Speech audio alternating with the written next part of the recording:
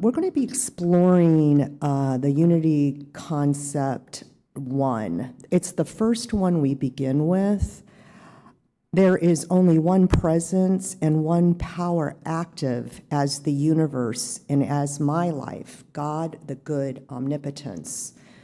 So I don't know if you noticed, I changed it up a little bit. I found this Unity principle described in this way on a different Unity website, and I really was struck by it. So instead of in the universe and in my life, the subtle word change is pretty powerful. In the universe and in my life suggests a container, like inside something, and really this principle is actually in and out. It's a active principle. It's a principle that actually shows up as the universe and shows up as my life, which I found really interesting to kind of play around with. It's more descriptive of omnipotence, and the Webster Dictionary would define omnipotence as all-powerful, like pure power, like the power of the star becoming, or the star exploding, or the power of life birthing. It's this thing we actually can't really see, but we see the results of it.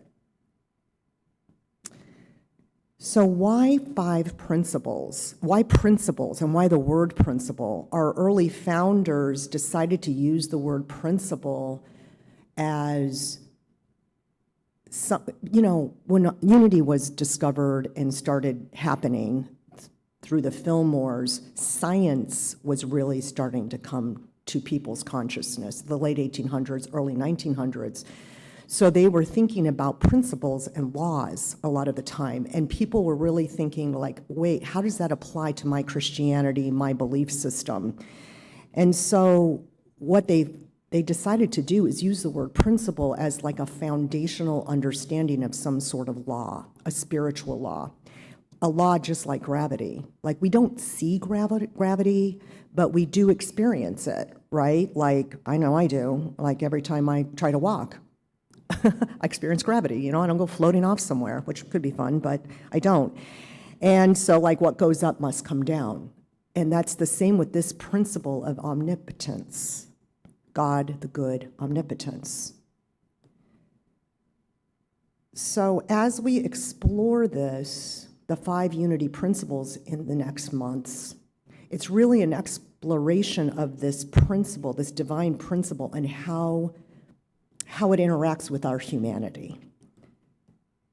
And as you know, just reading principles, or even reading affirmations, it is helpful, but it doesn't produce transformational change.